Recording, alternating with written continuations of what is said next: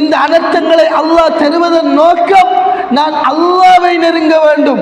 ஆனால் எங்களில் எத்தனை பேர் இதுவரை காலமும் தொழுகை இல்லாதவர்கள் இருக்கின்றார்கள், இதுவரை காலமும் தர்மம் கொடுக்காதவர்கள் இருக்கின்றார்கள், இதுவரை காலமும் நான் தௌபா செய்ய வேண்டும், நான் பாவங்கள் செய்திருக்கின்றேன், என்னை மரணம் ஆட்கொள்ளும் எந்த நேரத்தில் என்றும் தெரியாது என்று எத்தனை பேர் மாறியவர்கள் இருக்கிறோம் சகோதரர்களே.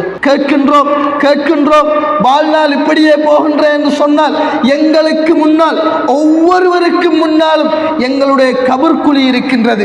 வேற்று கிராமங்களை அல்லாஹ் அழித்தான். நாம் பார்க்கின்றோம் அழிவுகளை. சமூக வலைத்தளங்களை திறந்தால் சுப்ஹானல்லாஹ் எங்களுடைய ஈமான என்ன செல்ல தேவையில்லை. பாருங்க சுப்ஹானல்லாஹ் எல்லாரும் வாட்ஸ்அப் ஸ்டேட்டஸும் என்ன இந்த அழிவுகள் தான் பார்த்தோன்னு பாருங்களேன். ஆனால் அந்த வார்த்தை பேசினவர் அடுத்த வக்து தொழுவாராங்களே சந்தேகம். எந்த அளவு எங்களுடைய ஈமான் இருக்கிறது பாருங்க. அன்பார்ந்த சகோதரர்களே, இந்த நிலையிலிருந்து நாங்கள் மாற வேண்டும். இந்த நிலையிலிருந்து மாறாத வரைக்கும் எங்களுக்கு அல்லாஹ் பாரிய ஒரு அழிவை ஏற்படுத்தி விட்டால் அல்லாஹ் பாதுகாக்க வேண்டும். இந்த நிலையில் நாங்கள் இருக்கின்றோம்.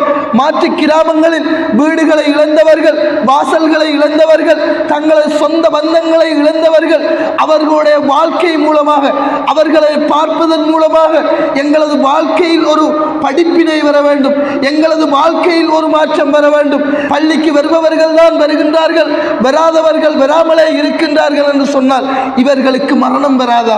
இவர்களுக்கு மௌத்து வராதா? இவர்களுக்கு இந்த அழிவுகள் ஒரு எடுத்துக்காட்டாக இருக்கக்கூடாதா? இன்னும் மாறவில்லை என்று சொன்னால் எப்போது மாறுவது சகோதரர்களே?